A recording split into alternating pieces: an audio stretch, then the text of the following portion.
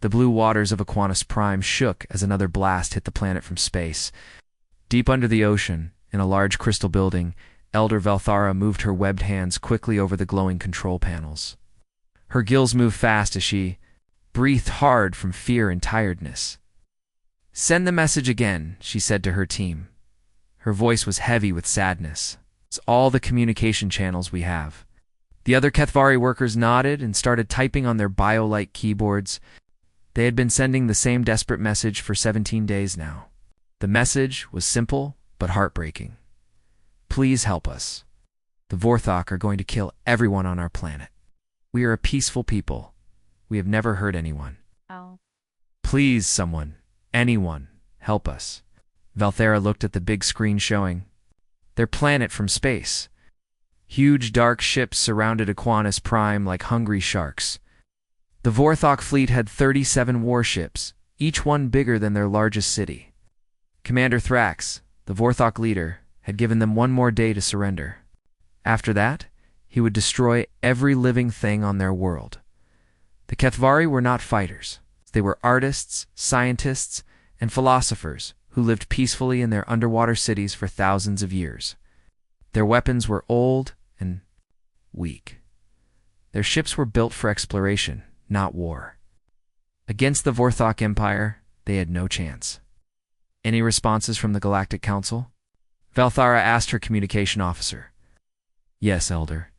They say they are still discussing our situation. They promise to send help as soon as possible." Valthera's heart sank. She had 4 hearts like all her people, and right now each one felt like it was breaking. The Galactic Council had been discussing their problem for weeks while Vorthok ships destroyed their outer settlements. The council members were safe on their home worlds, far from danger. It was easy for them to take their time. The Zephyrian Republic had sent a message saying they felt sorry for the Kethvari, but could not help because of political complications. The Crystal Union offered to pray for them. Silicon Federation said they would remember the Kethvari in their history books after they were all dead. Elder called out her young assistant, Merkala. "We got another message from the Helix Consortium. They say they will negotiate with the Vorthok for our freedom, but they want 70% of our planet's mineral rights." Valthera closed her large eyes in pain. Even in their darkest hour, other species wanted to make profit from their suffering. The Kethvari had valuable deep-sea crystals that powered many galactic technologies. Everyone wanted their resources, but no one wanted to fight for their lives through the crystal walls of their communication center. She could see Kethvari families swimming past with their few possessions. Children held tight to their parents' hands. Old ones moved slowly, unable to swim fast anymore. They were all heading to the deepest parts of their cities, hoping the thick water might protect them from the orbital bombs that were coming. "How long do we have?" she asked her tactical officer. Thrax said, "1 more day, Elder. But our sensors show his ships are already charging their main weapons. I think he plans to attack early." Valthera looked at the star map on her screen.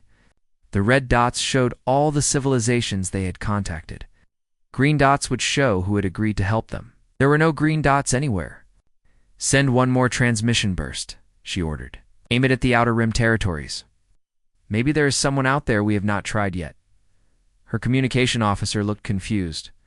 "Elder, the Outer Rim is mostly empty space. Or no. Major civilizations out there? Then send it to the empty space," she replied. "Maybe someone is listening." The powerful transmitters in their city gathered energy from the planet's core. The message compressed into a tight beam that shot through hyperspace faster than light. It carried their language, their history, their art, their science, and their desperate plea for help. The signal raced past dead worlds and gas giants, through asteroid fields and nebulae, searching for anyone who might care about a dying species. 12 parsecs away, on a small blue and green planet in a quiet solar system, Dr. Hannah Kim was working the night shift at the Deep Space Communications Center. She was tired and thinking about going home when her computer started beeping loudly. "That's weird," she said to herself, looking at the strange signal patterns on her screen. She had been listening to space for 15 years and had never seen anything like this.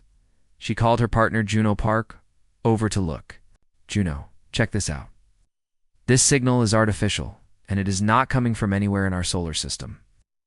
Juno sat down next to her and started running the signal through their translation computers. As the hours passed and the meaning became clear, both scientists realized they were looking at humanity's first contact with alien life, but this was not the peaceful meeting they had always imagined. This was a cry for help from across the galaxy. Earth might be the only one listening. The message ended with coordinates, countdown timer, and one final desperate line that made Hannah's blood run cold. We have 18 hours left. The emergency meeting room in the White House was full of the most important people in America. President Kate Min sat at the big table looking at the translated alien message on her tablet. Around her, generals, scientists, and advisors argued in loud voices about what to do. This has to be some kind of joke, said General Borachoy, shaking her head. Aliens asking for help? It sounds like a science fiction movie. Dr. Yuna Lee, the head scientist, pointed at the data on the big screen. The signal came from 12 parsecs away. The math is perfect. The language structure is too complex to be fake. This is real, General. Admiral Tae-shin stood up and walked to the map showing Earth's new space fleet. Ma'am, we have 15 ships ready for deep space travel. They are not warships. Most of them are cargo carriers and mining ships that we put weapons on last month. President Min rubbed her tired eyes. She had been awake for 20 hours straight since Dr. Hannah Kim first called about the alien message. How many people are we talking about saving? According to their transmission, the Kethvari population is about 8 million, Dr. Lee replied. They live underwater on a planet called Aquanus Prime. And this Vorthok Empire that wants to kill them? From what we can understand, they are like space bullies, said General Choi. They go from planet to planet, taking what they want and killing anyone who fights back. Admiral Shin pulled up pictures of the alien ships that the Kethvari had sent. Their enemy has 37 warships. Each one is 3 times bigger than our largest vessel. If we fight them, we will probably lose. The room became quiet. Everyone knew what that meant. Earth's first contact with aliens might also be Earth's last contact with anyone. What about the other alien governments? Asked the president. Will they not help? Dr. Lee looked angry as she read from her notes. The Galactic Council is still having meetings about it. The Zephyrian Republic says it is not their problem. Everyone else is either too scared or wants something in return for helping. So an entire species is about to die and nobody cares? Nobody except us, ma'am. President Min stood up and walked to the window. Outside, she could see normal people going to work, buying coffee, walking their dogs. None of them knew that aliens existed, or that Earth might be about to go to war in space. How long do we have to decide? She asked. The Kethvari have 16 hours left, Admiral Shin said quietly. It will take us 14 hours to reach their system if we leave right now. General Choi slammed her hand on the table. This is crazy. We cannot risk our entire space program on aliens we have never met. What if this is a trap? What if the Vorthok come to Earth next? Then we fight them here instead of there, President Min replied. But at least we try to save innocent people. First, she turned back to the room full of worried faces. I want to talk to Captain Jin-ho right now. 5 minutes later, Captain Jin-ho appeared on the video screen from the space station above Earth. He was a calm man with kind eyes who had spent 10 years flying cargo ships to the moon and back. Captain Ho, I am about to ask you to do something. Very dangerous, the president said. I understand, ma'am. Dr. Kim already told me about the alien message. My crew is ready. You could die out there. I don't know if you could die. These Vorthok have been conquering planets for hundreds of years. We have never even fought in space before. Captain Ho smiled. Ma'am, my grandmother always told me that good people help other good people no matter how dangerous it is. Nice. Kethvari sound like good people who need help. Admiral Shin leaned toward the screen. Jin-ho, you will be commanding a fleet of cargo ships with guns taped to them. The enemy has real warships with shields and armor. Then we will have to be smarter than them, sir? We will have to fight in ways they do not expect. President Min made her decision. Admiral Shin, give Captain Ho every ship we have. Load them with every weapon we can fit. If we are going to do this, we do it right. Yes, ma'am. What about the United Nations? Should we tell the other countries? Tell them after we launch? This is happening too fast for committees and votes. 2 hours later, at the secret Jeju Island spaceport in South Korea, workers ran around like ants preparing Earth's first battle fleet. Captain Jin Ho watched them weld plasma cannons onto his cargo ship, the Seoul's Pride. Other ships got missile launchers, railguns, and experimental laser weapons. Captain Dongmin arrived with his ship, Kinshin Runner, which used to carry supplies to Mars. Now it had enough firepower to destroy a small city. Ginho, are you sure about this? We are going to fight aliens with delivery trucks. Captain Ho looked up at the stars through the spaceport's glass roof. Dongmin, somewhere out there, 8 million innocent people are waiting to die. They sent one message asking for help, and we are the only ones who answered.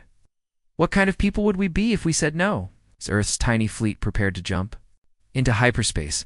Nobody knew they were about to change galactic history forever. Commander Thrax stood on the bridge of his massive warship, the Dominator, looking down at the blue planet below. His thick-scaled skin was covered with scars from 100 battles. Each scar told a story of another world conquered, another species crushed under Vorthok power. Beautiful planet, he said to his second-in-command, Lieutenant Vrax. Too bad we have to destroy it. Vrax nodded and checked his weapon systems. The orbital bombardment cannons are fully charged, Commander. We can turn their oceans into steam within 1 hour. Thrax smiled, showing his sharp teeth. This was always his favorite part of a conquest. There was rarely any real fighting. Most species gave up after seeing the size of his fleet. It was the moment when he proved that the Vorthok Empire was the strongest force in the galaxy. The Kethvari were no different from all the others. They had sent desperate messages begging for help. They had promised to give the Vorthok anything they wanted. They had even offered to become slaves if their people could live. But Thrax did not want slaves or treasure from this planet. He wanted to send a message to the galaxy that no one could resist Vorthok power. Status report on their defenses. He ordered Sub-Commander Krex looked up from his computer screen. All of their defense satellites are destroyed, sir. Their few warships were eliminated 6 hours ago. They have no weapons left that can reach us in orbit. Good. And the Galactic Council? Still having meetings, sir? Sent 3 messages asking us to wait while they discuss the situation. Thrax laughed loudly. The Galactic Council was full of weak politicians who talked and talked but never acted. In his 300 years of military service, they had never once tried to stop a Vorthok conquest. They would write angry letters and make speeches, but they would not fight. What about the other major powers? Any response from the Zephyrian Republic or the Crystal Union? The Zephyrians say they are concerned, but cannot interfere in Vorthok territory. The Crystal Union offered to send medical supplies after we finished destroying the planet. Perfect, Thrax said. The galaxy has grown soft, Thrax. They all became comfortable with peace and trade. They forgot that real power comes from strength and fear. Through the large windows of his bridge, Thrax could see his entire fleet, spread out in formation around the planet. 37 ships, from small destroyers to massive dreadnoughts like his own. Each ship carried enough firepower to level a continent. Together, they could crack this planet in half if they wanted to. He walked over to the tactical display, showing the underwater cities of the Kethvari. Their technology was impressive in some ways. It built beautiful crystal structures that could withstand the pressure of deep oceans. Their art and science were advanced. But they had made one fatal mistake. They had forgotten how to fight. Sir, called out his communications officer, you're receiving another surrender offer from the Kethvari leadership. What are they offering? This time, complete access to all their mining operations. 50% of their population is workers. And tribute payments for the next 100 years. Thrax considered this for a moment. It was actually a good deal. The Kethvari crystals were valuable and their people were skilled workers. But accepting surrender would make him look weak to other species who might be watching. Rejected, he said firmly. Send them our final response. They have 2 hours to prepare for total planetary destruction. Lieutenant Vrax looked confused. Commander, with respect, their offer would bring great profit to the Empire. Profit? Thrax turned to face his subordinate with anger in his yellow eyes. Thrax, we are not traders or businessmen. We are the sword of the Vorthok Empire. When we show mercy to one species, 10 others think they can resist us too. Fear is more valuable than any crystal or mineral. He pointed at the planet below. Every species in this sector is watching what happens. Here, when they see Aquinas Prime destroyed completely, they will surrender before we even arrive at their worlds. That is how the Empire stays strong. The bridge crew nodded in understanding. This was the Vorthok way, total destruction to create. Total fear. It had worked for centuries across thousands of worlds. Begin charging the main planetary bombardment systems, Thrax ordered. I want every weapon in the fleet ready to fire in 90 minutes. The massive ships began to hum with power as their devastating weapons prepared for the final assault. Plasma cannons larger than city blocks started glowing with deadly energy. Missile tubes loaded with planet cracker warheads, laser arrays that could boil oceans lined up their targeting systems. Thrax felt the familiar excitement of an easy victory approaching. In less than 2 hours, Aquinas Prime would be nothing but floating debris and superheated gas. The Kethvari would become another footnote in Vorthok military records. And the galaxy would remember once again why no one challenged the Empire. "Sir!" Subcommander Krex called out suddenly from his sensor station. His voice sounded strange. "I am detecting new contacts at the edge of the system."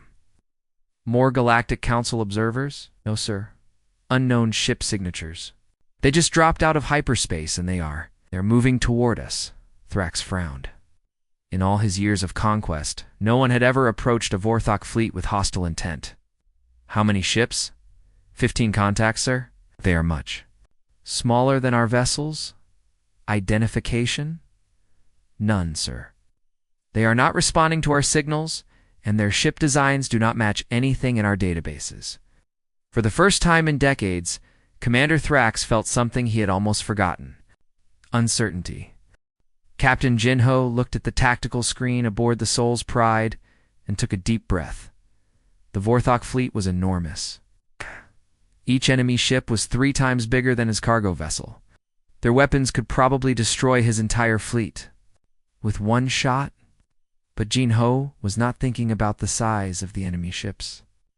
He was thinking about 8 million innocent people who were about to die.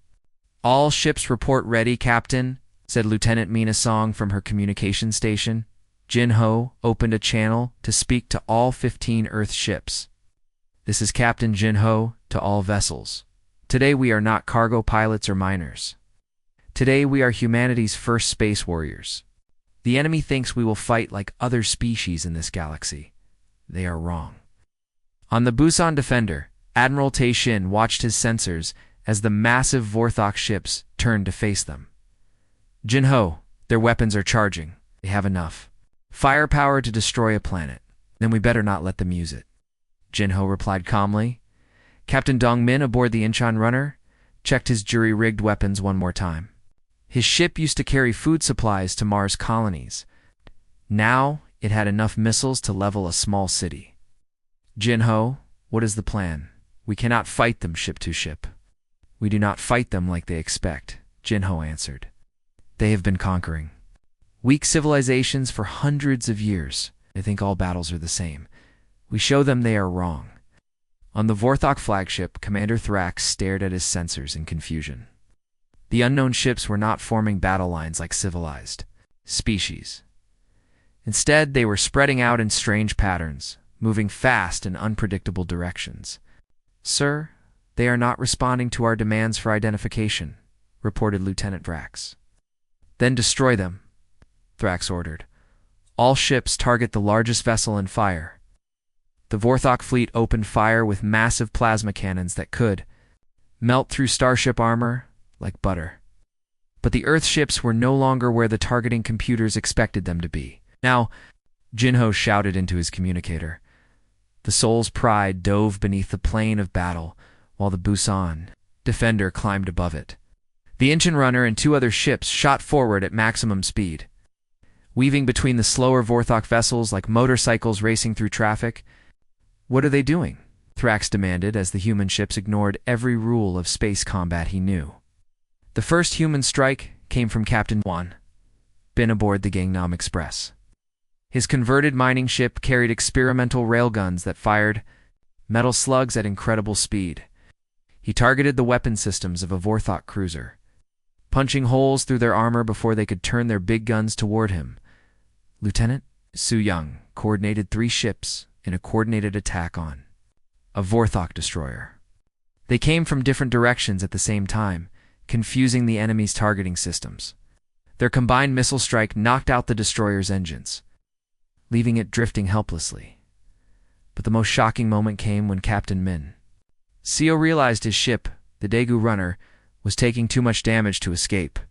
Instead of retreating, he did something no Vorthok commander had ever seen before. "This is Captain Min Seo to all ships," he said over the radio. "Tell my family I died for something important." The Daegu Runner turned directly toward the largest Vorthok dreadnought and accelerated to ramming speed. The converted cargo ships smashed into the enemy vessel's bridge, destroying both ships in a massive explosion. "Impossible," Thrax whispered as he watched the fireball expand across space. "No species sacrifices themselves for others."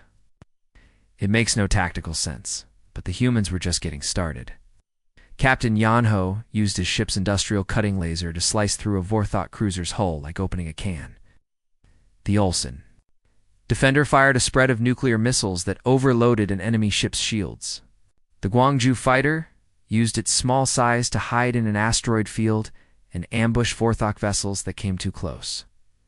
Admiral Tae Shin, aboard the Busan Defender, realized that conventional weapons were not enough. "All ships, execute Plan Desperate." He ordered. The human ships began working together in ways the Vorthok had never seen. They shared targeting data instantly, coordinated their attacks through rapid communication, and used their smaller size to strike where the big enemy ships could not defend. Captain Dong Min found himself in close combat with a Vorthok destroyer, twice his size. "This is insane," he muttered as enemy fire exploded around his ship. But then he remembered the desperate message from the Kethvari and felt angry instead of afraid. "You want to kill innocent people?" he shouted at the enemy. "Ship, come and try." The Incheon Runner fired every weapon it had at point-blank range, punching through the destroyer's armor and causing massive internal explosions. "Commander." Thrax watched in growing horror as his supposedly superior fleet took heavy damage from these unknown fighters. 3 of his ships were destroyed, 5 more were badly damaged, and the rest were scattered across the system. "Who are these people?" he demanded. "Sir, we intercepted one of their communications," reported Subcommander Krex. "They call themselves humans. They come from a planet called Earth." "What do they want?" "Territory, resources, tribute." Krex listened to more intercepted messages and looked confused. "Sir, they say they came here just to help the Kethvari. They do not want anything for themselves." For the first time in his 3 centuries of military service, Commander Thrax began to understand that he was fighting an enemy unlike any other. These humans did not fight for conquest or profit. They fought for something far more dangerous. They fought because it was right. 6 months after the Battle of Aquinas Prime, the galaxy was a different place. News of humanity's victory had spread to every corner of known space. The Vorthok Empire, which had seemed unstoppable for 300 years, was falling apart. Conquered worlds were rebelling. Fear was turning into hope across dozens of star systems. President Kate Min stood in the New Earth Embassy building in Geneva, looking at representatives from 40 different alien species. Some had come to thank humanity for saving the Kethvari. Others wanted to make trade deals. A few came to warn Earth about making more enemies. President Min said Ambassador Velthara of the Kethvari, her gills fluttering with excitement. Arctic Council has officially invited Earth to join as a full member. This is a great honor that few species receive so quickly. President Min smiled politely, but shook her head. "We thank the Council for their offer, but Earth declines membership." The room became very quiet. Ambassador Hyun Woo from the Korean delegation stepped forward with a prepared statement. "Earth has created the Terran Intervention Fleet, our Mission is simple. When good people need help, we will answer. We're not interested in your politics or your meetings that go nowhere. The Galactic Council's Prime Secretary, a tall blue alien named Zixtel, looked shocked. This is very unusual. There are proper procedures for handling conflicts. You cannot just fly around the galaxy fighting whoever you want. Dr. Yuna Lee, now Earth's Chief Science Officer, stood up from her chair. Your procedures left the Kethvari. To die, your proper methods would have allowed genocide. Humanity chooses a different way. Admiral Tae Shin, who now commanded the expanded Terran Intervention Fleet, activated a holographic display showing Earth's new ships. We currently operate 63 vessels. Captain Jin Ho leads our Rapid Response Squadron. Major Yeon SEO commands our ground forces. When someone sends a distress call, they are the ones who will answer. The alien representatives began talking loudly among themselves. Some were angry that Earth was ignoring galactic law. Others were secretly happy that someone was finally standing up to bullies like the Vorthok. But what gives you the right to interfere in other systems? Demanded the representative from the Helix Consortium. What if your actions cause more wars? Captain Jin Ho, who had been quietly sitting in the back of the room, stood up. His face still showed scars from the battle at Aquinas Prime. Sir, with respect, we do not need permission to help innocent people. If helping them causes wars with those who want to hurt them, then those are wars worth fighting. As the meeting continued, a young communication officer entered the room and handed Admiral Shin an urgent message. Shin read it quickly, and his expression became serious.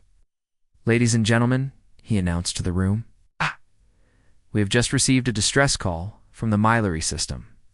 Slave traders are attacking 3 peaceful farming colonies. The local government cannot defend them. Prime Secretary Zixtel raised his hand. Wait, this requires proper investigation. We must form a committee to study the situation. Then we need to contact all parties involved and attempt diplomatic solutions. How long will that take? Asked President Min. 6 to 8 months for a full diplomatic process. The message says the attack started 2 hours ago, Admiral Shin replied. In 6 months, those farmers will all be dead or in slave ships. Dr. Lee looked at the alien representatives with disappointment. This is exactly what we are talking about. While you have meetings, innocent people suffer. Admiral Shin activated his communicator. Admiral Shin to Captain Jin Ho. Prepare the Rapid Response Fleet for immediate departure to the Mylery system. Captain Jin Ho's voice came through clearly from the orbiting space station. Fleet is ready, sir. We can jump to hyperspace in 20 minutes? What about jurisdiction? Protested another alien diplomat. The Mylery system is in disputed territory. You cannot just go there and start fighting. Captain Dong Min, who had become a hero after the Aquinas battle, spoke from his seat near the window.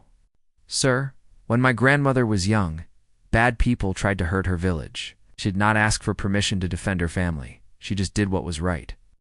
Major Yan Seo, the tough woman who commanded Earth's ground troops, added the slave. Traders did not ask for jurisdiction when they attacked those farmers. Why should we? President Min walked to the center of the room. The Terran Intervention Fleet operates under one simple rule. We help those who cannot help themselves. Do not care about your borders, your politics, or your procedures. We care about stopping evil when we see it. The communication system crackled to life with Captain Jin Ho's voice. Admiral, the Soul's Pride and 12 other ships are ready for jump. What are your orders? Admiral Shin looked around the room at all the alien faces, some angry, some worried, some secretly grateful. Jump to the Mylery system, Captain. Show those slave traders what happens when they hurt innocent people. Understood, sir. See you on the other side. As Earth's fleet jumped into hyperspace to answer another cry for help, the galaxy's representatives sat in shocked silence. They had spent centuries creating rules and procedures while the strong preyed on the weak. Now humanity had shown them a different way sometimes. The best diplomacy was a rescue ship arriving when all hope seemed lost. President Min looked out the window at the stars above Geneva. Earth's message to the galaxy is simple, she said quietly. If you hurt innocent people, we will stop you. If you need help, we will come. That is who we are. The age of endless meetings and empty promises was ending. The age of action had begun.